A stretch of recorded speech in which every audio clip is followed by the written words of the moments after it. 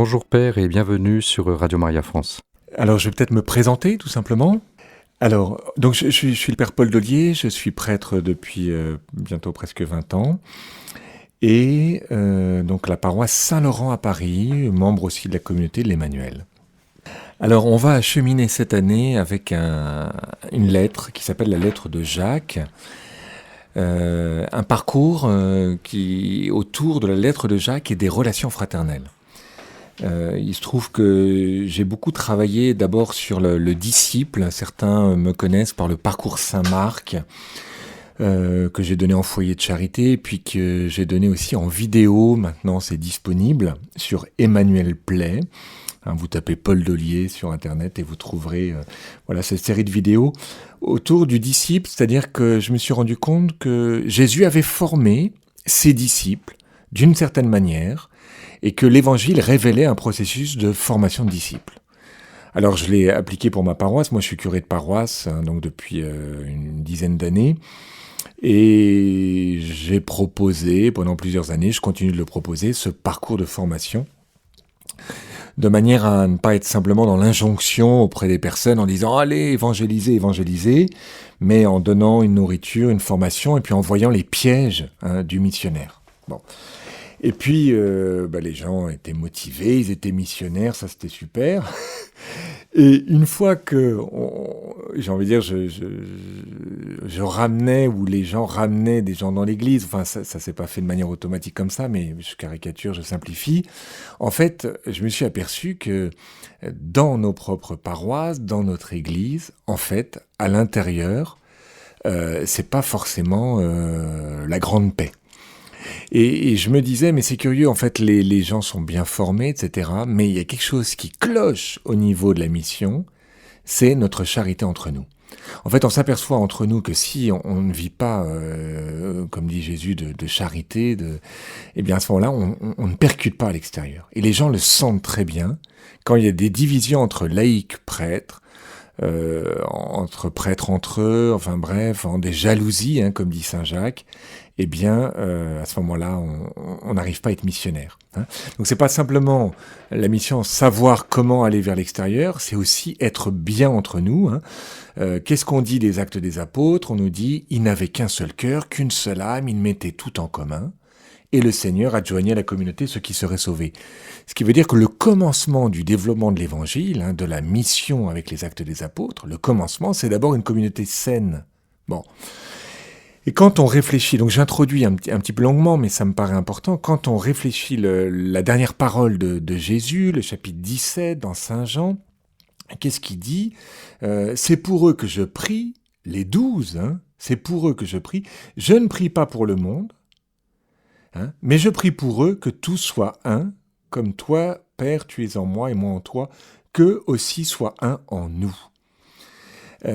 Donc Jésus dit d'abord, je prie pour vous les disciples, les 12, là, les apôtres, afin que vous soyez unis. Et ensuite il va prier pour le monde, afin que le monde ait cette unité, le monde rentre dans cette communion, à l'image de la communion trinitaire. Bon. Donc c'est ça, cette prise de conscience que j'ai eue en tant que curé, si vous voulez, sur plusieurs années. Au départ, j'ai eu une prise de conscience que on ne formait pas les chrétiens suffisamment, à mon avis, pour être disciples missionnaires. Et le pape François, quand il a envoyé la joie de l'Évangile comme texte, c'était ça son message. C'est-à-dire qu'il faut penser autrement la pastorale. Bon, première prise de conscience, et puis deuxième prise de conscience, c'est à la charité qu'on aura les uns pour les autres que le monde percutera et qui sera touché.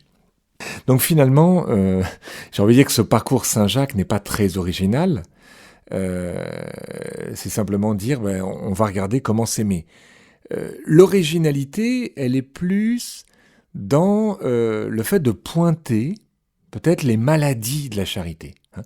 C'est vrai que j'aime beaucoup le pape François qui a une parole très libre sur les dysfonctionnements dans l'Église. Il a envoyé notamment, je pense, à ce texte qui s'appelle « Les 15 maladies de la curie ». Vous tapez ça sur Internet, c'est un texte de 2014, où pour donner ses vœux à la curie romaine, qu'est-ce qu'il fait ?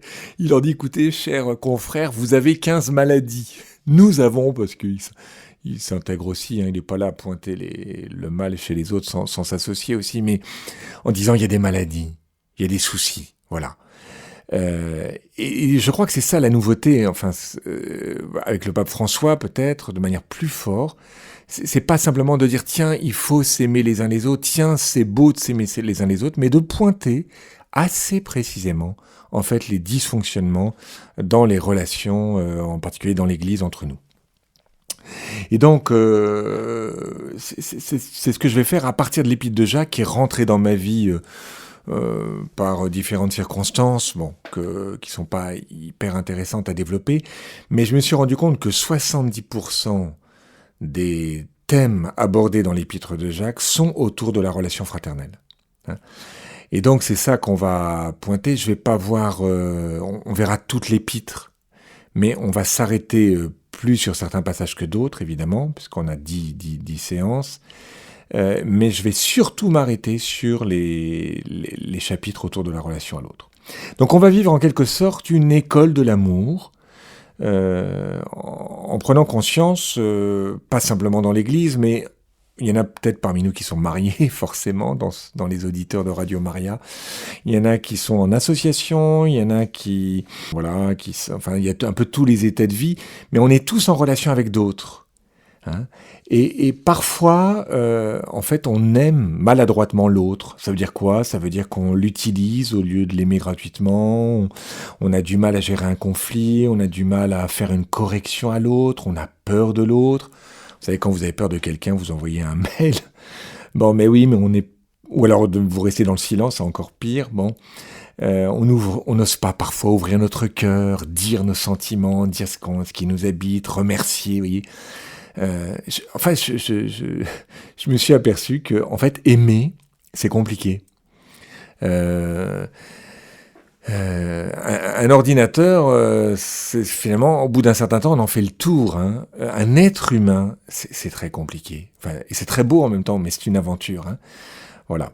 Et je voudrais, pour bien travailler cet épître de Jacques, vous donner des textes. Et alors, vous verrez dans Radio Maria, sur le site internet, vous avez donc tous les intervenants qui sont mis les uns derrière les autres, et on a mis à Père Paul Dollier un petit lien vers un livret.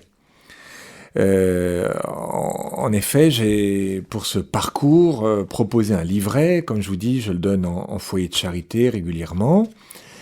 Et j'aime bien donner un document, ce qui fait que les personnes ont une trace écrite, et puis je cite des textes parfois qui ne se trouvent pas sur Internet. Bon, des textes du pape François, on les retrouve facilement, mais d'autres sont plus compliqués à trouver.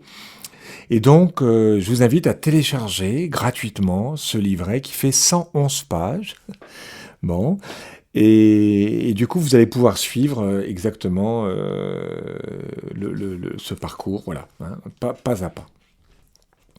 Alors, vous verrez dans ce livret, page donc 6 et 7, le plan, toute l'aventure qu'on va vivre. Et aujourd'hui, j'introduis simplement le thème à la page 9 de ce livret. Voilà. Donc, je rappelle, onglet intervenant sur Radio Maria, vous trouvez Paul Dollier et vous avez le lien, tout simplement, vers mon site internet, le site de la paroisse Saint-Laurent à Paris. Et voilà, il se télécharge simplement. Alors, en introduction, j'ai mis un texte de Jean-Paul II, Entrée dans le nouveau millénaire. C'est intéressant, Jean-Paul II nous a donné un texte pour le nouveau millénaire, en l'an 2000, et voilà ce qu'il nous dit. Faire de l'Église la maison et l'école de la communion, tel est le grand défi qui se présente à nous dans le millénaire qui commence, si nous voulons être fidèles au dessein de Dieu et répondre aussi aux attentes profondes du monde. Hein ? Qu'est-ce que ça signifie concrètement ? Ici aussi, le discours pourrait se faire immédiatement opérationnel, donc être efficace, mais ce serait une erreur de s'en tenir à une telle attitude. Avant de programmer des initiatives concrètes, il faut promouvoir une spiritualité de la communion en la faisant ressortir comme principe éducatif partout où sont formés l'homme et le chrétien, où sont éduqués les ministres de l'autel, etc. Partout où les agents pastoraux sont là, où se construisent les familles et les communautés. Voilà. Donc, le pape Jean-Paul II nous dit, vous savez, avant de programmer des initiatives concrètes, des activités, qu'est-ce qu'on va faire, qu'est-ce qu'on pourrait faire? Attendez, avant vos projets très concrets, est-ce que vous pourriez promouvoir une spiritualité de la communion, hein? C'est-à-dire, est-ce que vous pourriez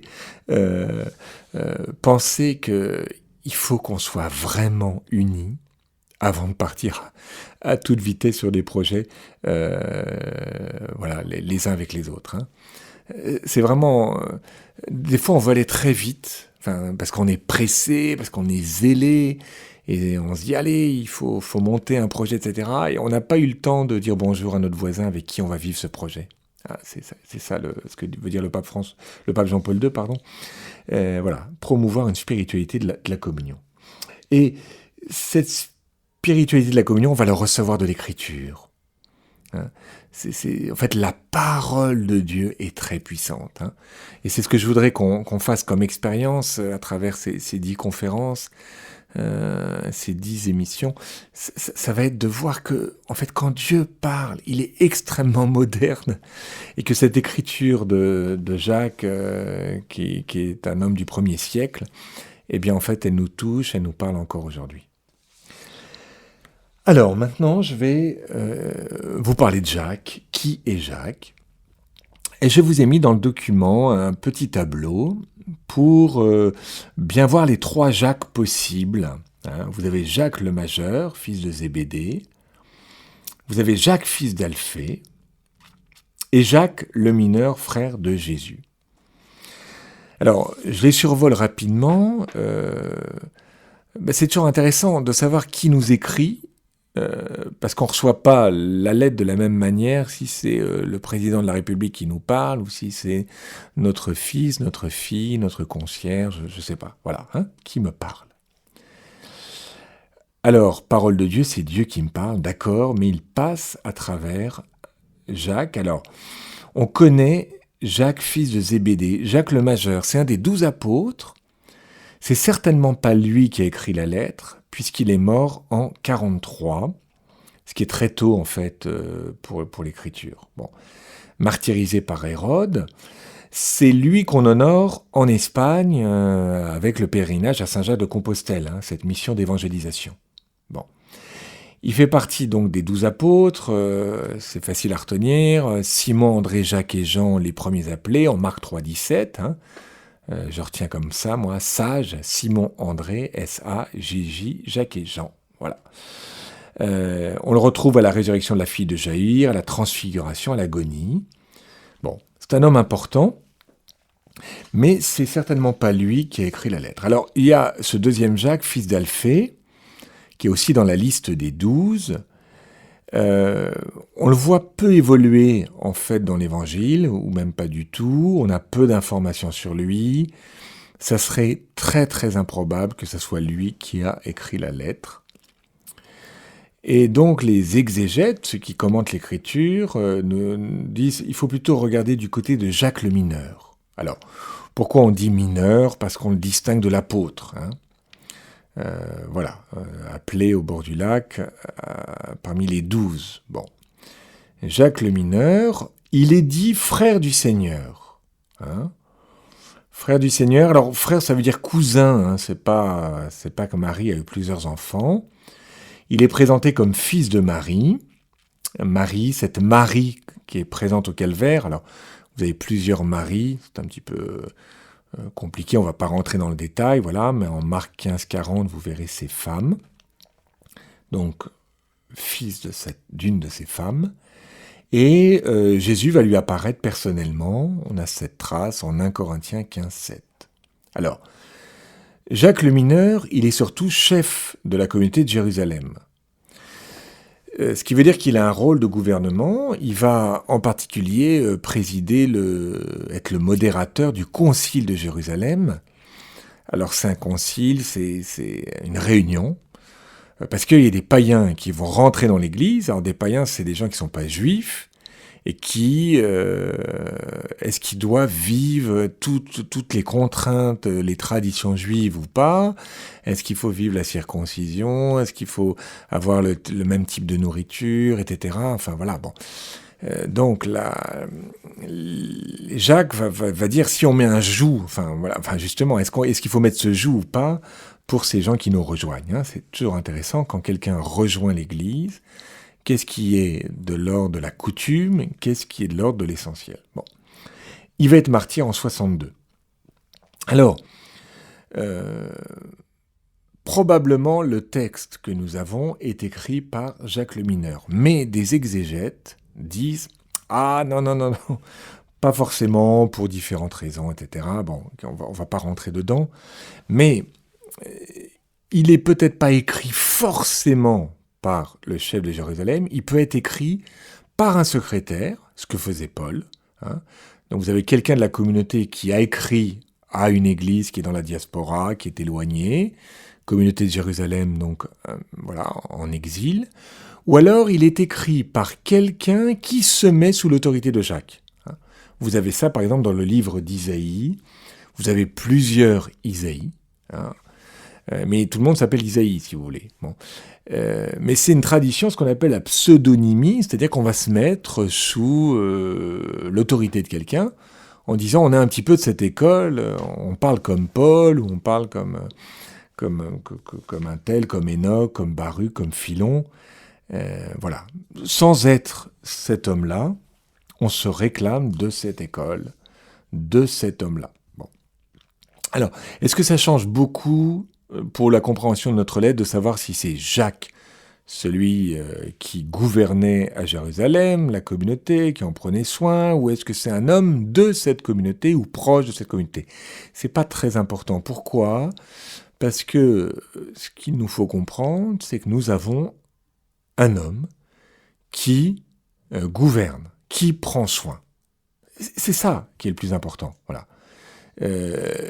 C'est ça qu'il faut retenir, c'est quelqu'un qui s'adresse à des chrétiens qui sont loin et qui sont un peu perdus. Ils ont reçu une catéchèse, ça, il n'y a pas de problème.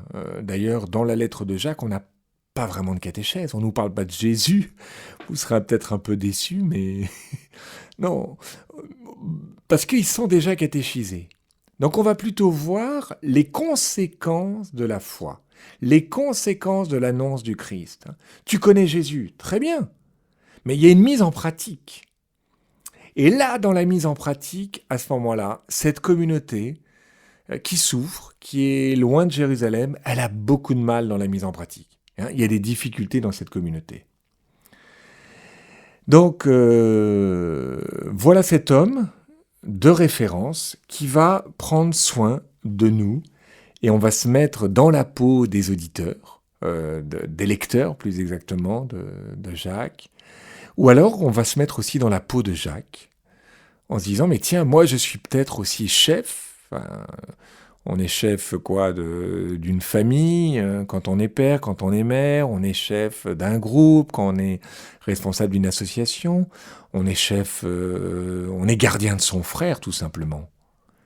Hein, et on est gardien de soi-même aussi, on doit se gouverner nous-mêmes aussi. Donc on est tous un peu chef de quelqu'un d'autre. Et tiens, comment Jacques, en fait, parle en tant que chef, en tant que responsable, comment il prend soin. Alors, ce qui est très beau, c'est de voir qu'il se présente comme esclave. Hein.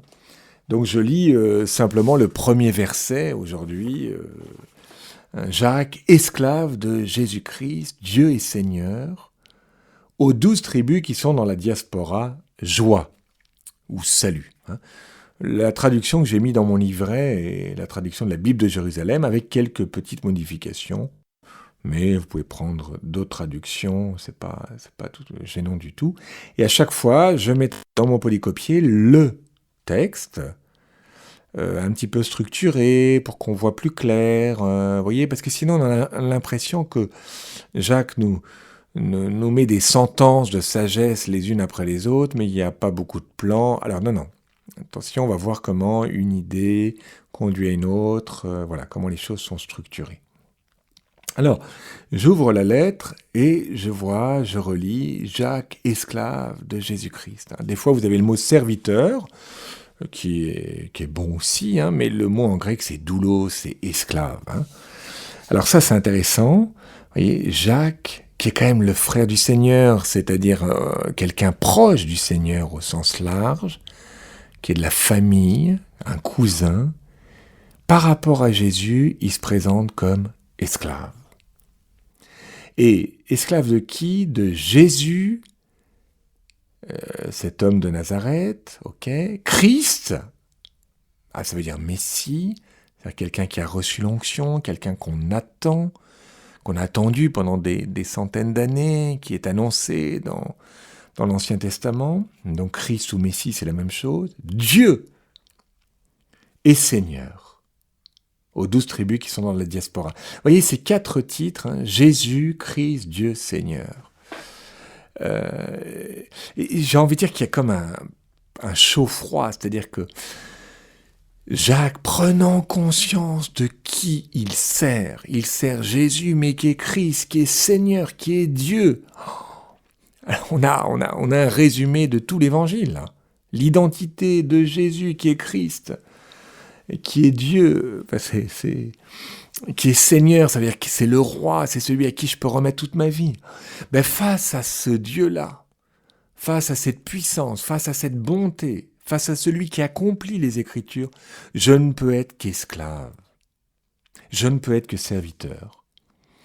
Vous voyez, Jacques, en quelque sorte, cache son identité, ne sort pas ses titres, alors que Paul dira de lui qu'il était apôtre.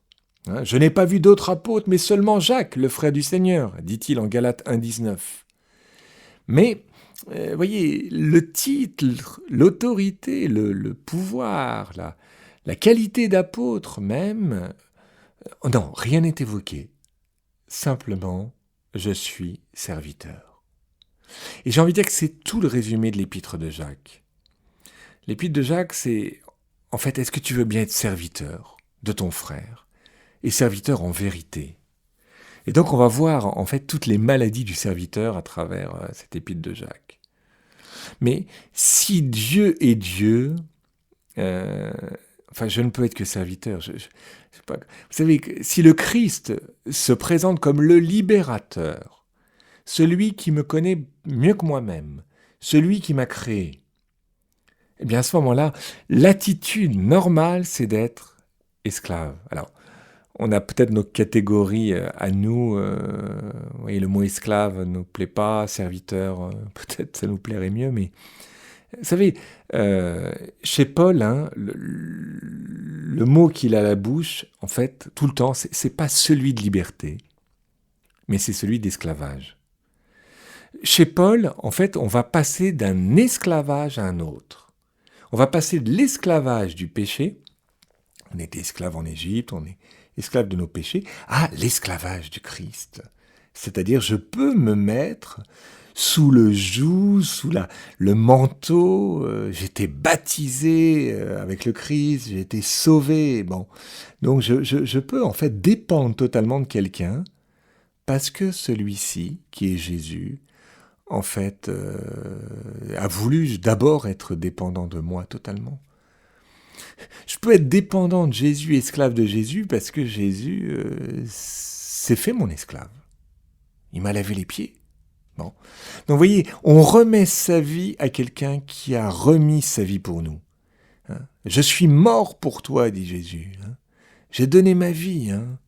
Un clou dans la main droite, un clou dans la main gauche, un clou dans les pieds, un clou dans le cœur. J'ai donné ma vie pour te dire je t'aime à la folie. Alors toi, si tu veux trouver ta vie, mais rentre dans cette dépendance qui est une dépendance amoureuse, sinon tu vas retrouver une autre dépendance, qui est la dépendance au monde, un esclavage, qui va te réduire à l'état d'objet, qui va te déshumaniser. Et c'est tout ce que va proposer, nous sommes à Radio Maria, mais vous savez, la consécration à Marie, Louis-Marie Grignon de Montfort, on va parler de l'esclavage en Marie, vous voyez. Il faut reprendre tout ce discours, notamment de Saint Louis-Marie Grignon de Montfort, tout autour de la consécration, à partir de cette prise de conscience que si je ne suis pas totalement saisi par le Christ, pour moi, vivre, c'est le Christ. Ce n'est plus moi qui vis, c'est le Christ qui vit en moi. C'est ça l'esclavage, Galates 2:20. Si je ne suis pas saisi par le Christ, je serai saisi par autre chose. J'aime bien ce que dit sœur Faustine dans son journal, au numéro 289. Elle dit ceci: « Mes heures les plus heureuses sont celles où je reste en tête à tête avec mon Seigneur. Pendant ces moments, je découvre la grandeur de Dieu et ma propre misère. » Quand je suis en tête à tête avec le Seigneur, je découvre la grandeur de Dieu et ma propre misère. J'ai envie de dire que l'un va avec l'autre. Tu as été saisi par Dieu, alors, tu vois ta misère. Voilà. Alors, on pourrait se poser la question, c'est quoi l'image que j'ai de Dieu pour moi aujourd'hui? Est-ce que c'est vraiment un Dieu qui me libère en me prenant totalement avec lui ou pas? Bon. À qui s'adresse Jacques? Il s'adresse aux 12 tribus qui sont dans la diaspora. Alors, aux 12 tribus qui sont dispersées, aux 12 tribus de la dispersion. En fait, les 12 tribus, ça fait bien longtemps qu'elles n'existent plus. Depuis Roboam, le fils de Salomon, vous savez qu'il y a eu un schisme. Il y avait au départ 12 tribus, les fils de Jacob. Bon. Et bien sûr, le démon divise sur le principe. Bon. Et en même temps, Jacques s'adresse à l'Église en l'appelant les 12 tribus. On a envie de se dire, mais en fait, pourquoi tu t'adresses à une réalité qui n'existe plus? C'est peut-être un espoir. En fait, moi, vous savez, en vous parlant, dit Jacques, je voudrais que notre communauté, que l'Église soit vraiment unie. Alors je vais vous appeler comment? Je vais vous appeler les 12 tribus. Je vais vous appeler comme on vous appelait du temps où vous étiez vraiment unis les uns aux autres. Votre vocation, elle demeure. Faites mémoire. Vous étiez un seul corps à un moment donné. Bon. Cette communauté qui est divisée à l'intérieur, on va le voir, entre chrétiens, qui est divisée aussi, qui souffre, parce que faut savoir que les chrétiens, c'est d'abord des juifs. Et donc, ils ne sont pas reconnus par leurs frères juifs qui ne reconnaissent pas Jésus. Puis en même temps, ils ne sont pas à l'aise aussi avec les païens. Donc des gens qui ne sont ni juifs, ni croyants. Voilà, donc il y a les persécutions qui viennent de Rome. Bon. Alors, on est dans un peuple qui a dû être en exil pour des questions de misère, pour des questions de persécution, pour des questions matérielles, et qui va être un peu semé. C'est l'avantage de la persécution, je m'excuse, mais en fait, dans les Actes des Apôtres, à partir du moment où les disciples sont persécutés, ils sont dispersés. Et quand ils sont dispersés, ils portent du fruit. Parce qu'ils ne peuvent plus rester entre eux. Et donc, ils vont semer, à droite à gauche, la bonne parole. On voit bien comment la persécution, un Jacques Hamel, Saint-Étienne de Rouvray à Rouen, qui a été assassiné à 84 ans, aujourd'hui, il y a des pèlerinages.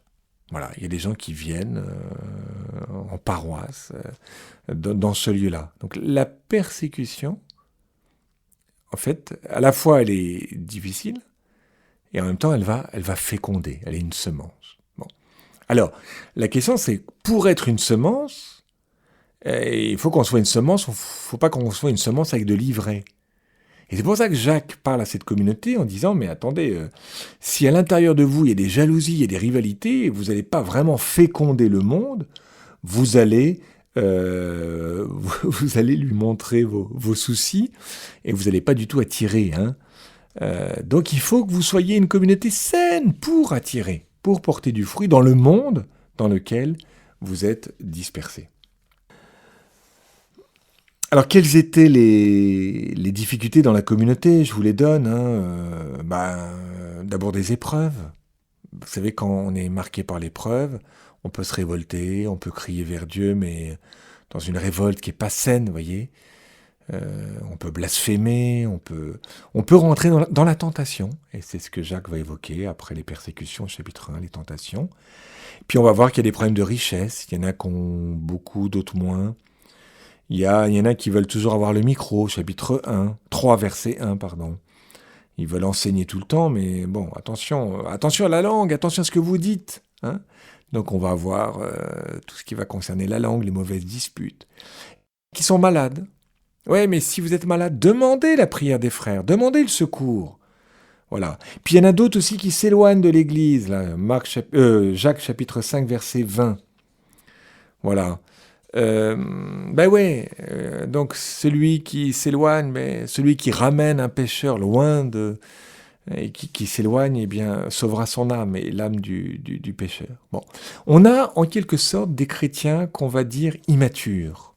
Alors, pourquoi ce mot immature? On pourrait dire qu'ils ne sont pas parfaits. Des chrétiens, en fait, c'est le mot qu'emploie Jacques. Et je vous ai mis dans le petit polycopier les références où à chaque fois le mot est employé. Chrétien, immature, j'ai mis pas parfait. Chapitre 1, verset 4, verset 17, verset 25, chapitre 2, verset 22, chapitre 3, verset 2. Alors, en fait, j'ai des chrétiens qui sont immatures au sens vous n'êtes pas adulte. Il y a un souci, en fait. Vous avez déjà reçu une annonce, et en fait, dans la manière dont vous vous comportez, j'ai l'impression que vous êtes un peu comme des petits enfants qui sont là à se disputer pour avoir le micro, à se disputer à cause de jouets, de biens que vous désirez posséder. Et donc, vous avez grandi en âge, mais vous n'avez pas grandi en maturité. Vous avez tout de la catéchèse. C'est pour ça que pas la peine que je vous enseigne sur qui est le Christ. Vous avez compris qu'il est Seigneur, qu'il est Messie, qu'il est Dieu. C'est pas ça le problème. Mais dans votre comportement, c'est pas mature. C'est pas adulte. Voilà. Alors, Saint Paul va parler, voyez, de ces chrétiens qui sont pas matures, quand il dit en 1 Corinthiens chapitre 3, verset 1, « Pour moi, frères, ce n'est pas comme à des hommes spirituels que j'ai pu vous parler, mais comme à des hommes charnels, comme à des enfants en Christ. Je vous ai donné du lait, non de la nourriture solide, car vous ne pouviez pas la supporter. En effet, puisqu'il y a parmi vous de la jalousie et des disputes, n'êtes-vous pas charnels, et votre conduite n'est-elle pas toute humaine ?» Voyez, vous êtes charnel, vous êtes encore, vous êtes pas spirituel, vous êtes pas mature. Dans l'Épître aux Hébreux, c'est la même chose. Hébreux chapitre 5, verset 11. Sur l'obéissance du Fils, dit l'Épître aux Hébreux, nous avons bien des choses à dire, à exposer, parce que vous êtes devenus lents à comprendre. En effet, alors qu'avec le temps vous devriez être devenus des maîtres, vous avez de nouveau besoin qu'on vous enseigne les premiers rudiments des oracles de Dieu, et vous en êtes venus à avoir besoin de lait, non de nourriture solide. Effectivement, quiconque en est encore au lait ne peut goûter la doctrine de justice, car c'est un tout petit enfant. Les parfaits, voilà, même mot que dans Jacques, les parfaits, les matures, eux ont la nourriture solide, ceux par qui l'habitude ont le sens moral exercé au discernement du bien et du mal. Donc, il y a un problème de conversion. C'est pas au niveau de l'intelligence, c'est au niveau de la pratique. Il y a des choses, des comportements qui ne sont pas adultes. Voilà. Alors, c'est ça qu'on va travailler. Ça veut dire quoi être mature? Vous savez, vous avez dans des communautés des gens qui sont toujours un peu à se positionner en victime. Mais si ça marche pas, c'est à cause de ceci, c'est à cause de la photocopieuse qui fonctionne pas. Je sais pas le matériel. Je suis avec telle personne vraiment. Et si j'étais avec une autre équipe, vous voyez, ça c'est des signes d'immaturité. J'arrive pas à être dans le réel. Je suis toujours à me déresponsabiliser. Je me pose toujours en victime. Donc on va voir comment grandir en maturité spirituelle. Du coup, il y a une certaine exigence. Vous verrez, c'est pas une épître pour consoler les personnes abattues, mais plutôt pour entraîner ceux qui veulent progresser vers un but. Ce qui fait qu'on a une épître un peu pour un premier cercle. Je préfère le dire d'emblée, c'est pas une épître de première évangélisation.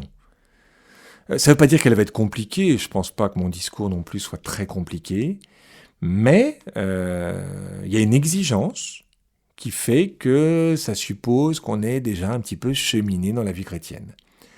Et quand on réfléchit, Jésus en fait propose, quand il éduque ses disciples, plusieurs menus. Vous allez avoir dans l'évangile plusieurs cercles. Vous allez avoir les trois, Simon, André, Jacques, bon. Vous avez les 12, vous avez les 70, vous avez plusieurs cercles, vous avez la foule. Et on voit bien comment Jésus a une exigence pour ses apôtres très forte, et une compassion, un laisser-faire entre guillemets, une largesse, j'ai envie de dire un certain laxisme, pourquoi pas, je vais jusque-là, pour les foules. Vous voyez comment les apôtres, il va leur dire de quitter leur filet, le jeune homme riche, de quitter ses biens pour le suivre, de quitter le père, de quitter les ouvriers, vous voyez. Avec les pharisiens, des hommes spirituels, des pharisiens. Bon, il a une exigence. Bon. Par contre, avec la femme adultère, avec la samaritaine, il va manger avec les pécheurs, voyez. Exactement comme le pape François. Le pape François, vous voyez, est très exigeant pour la garde rapprochée, et en fait très large. Il met pas des barrières, vous voyez, pour les gens qui sont loin de l'Église. Voilà. Alors, cette aventure, c'est est-ce qu'on désire la vivre ? Je voudrais terminer par un petit texte d'Ignace de Loyola que je vous ai mis dans le polycopier. Vous savez, Ignace, c'est un professionnel des retraites. C'est un professionnel des parcours. Il faut se dire que si Jacques écrit et si l'Église nous donne cette lettre, elle nous donne en quelque sorte un parcours. Il y a un début, il y a une fin, et l'écrivain, il veut qu'on chemine. Bon, il veut qu'on vive aussi une conversion à travers ce texte. Bon, conversion sur nos relations. Alors, Ignace, vous savez que c'est un homme qui était plutôt dans le monde, qui va vivre malheureusement plus qu'une maladie, il va être pris dans une guerre, enfin voilà, à Pampelune, le siège de Pampelune, il va recevoir une balle, un boulet de canon qui va lui briser la jambe, il va rester 11 mois donc alité, et il va faire en quelque sorte cette plus grande retraite qu'il ait jamais fait dans sa vie, 11 mois dans un lit. Et en fait, dans cette retraite, un peu forcée, il va dire « j'aimerais bien avoir quelques bouquins, est-ce que vous pourriez me prêter des livres ? Je m'ennuie dans ce lit. » Et on va lui dire « écoute, on a quelques vies de saints et puis une histoire de Jésus. » Bon, c'était même pas la Bible. Et en fait, en lisant la vie des saints, en lisant la vie du Christ, il va sentir en lui des mouvements de consolation, de désolation. Bon. Et donc, il fait une première retraite sans le vouloir. Ça va être les premiers exercices spirituels. Pourquoi j'évoque ça ? Parce que j'aimerais qu'on vive ce parcours comme une retraite. C'est-à-dire en disant, écoute Seigneur, en fait, je veux bien voir dans ma vie, au niveau de mes relations fraternelles, ce qui n'est pas juste. Et du coup, j'accepte que tu pointes ce qui n'est pas mature, ce qui n'est pas parfait, ce qui est malade dans ma vie. Alors, Ignace propose à ses auditeurs, à ceux qui font la retraite, un petit texte qui s'appelle « L'annotation propre à faciliter l'intelligence des exercices spirituels qui suivent, utile à celui qui doit les donner, à celui qui doit les recevoir ». Et la première annotation commence par ceci. C'est une sorte de petit contrat pour qu'on se fasse sur l'objectif, que vous fassiez une retraite de 5 jours, de 10 jours, d'un mois. Par ce mot exercice spirituel, ou parcours Saint-Jacques sur Radio Maria, on entend toute manière d'examiner sa conscience, de méditer, de contempler, de prier vocalement et mentalement, et les autres opérations spirituelles dont nous parlerons dans la suite. Je vais reprendre. En effet, comme se promener, marcher, courir sont des exercices corporels, de même les différents modes de préparer et de disposer l'âme à se défaire de toutes ses affections déréglées, et après s'en être défait, à chercher et à trouver la volonté de Dieu dans le règlement de sa vie, en vue de son salut, s'appelle exercice spirituel. Vous allez me dire, écoutez, c'est des phrases un peu longues là. Pour la radio, c'est pas... Attends, on va reprendre, c'est tout simple. Par ce mot exercice spirituel, on entend toute manière d'examiner sa conscience, de méditer, de contempler. Alors, nous, on ne va pas contempler la vie du Christ, c'est vrai, mais à travers l'épître de Jacques, vous verrez dans le livret, dans les premières pages, j'ai mis en fait chaque passage de Jacques, je le fais renvoyer à un passage de l'Évangile, pour que vous puissiez dans votre prière prendre un passage de l'Évangile pour voir comment Jésus parle de ce que Jacques traite. Jacques, il dit en quelque sorte les conséquences de la vie chrétienne, pratique, qu'est-ce que ça veut dire? Et Jésus, il montre, en fait, comment lui parle, évoque, montre à travers sa vie ce que Jacques demande. Jacques, il va être d'abord dans les conséquences pratiques, et Jésus, il est plutôt dans la sagesse, en expliquant ce que signifie le don de sa vie. Ça peut être à travers une parabole, à travers son comportement, etc.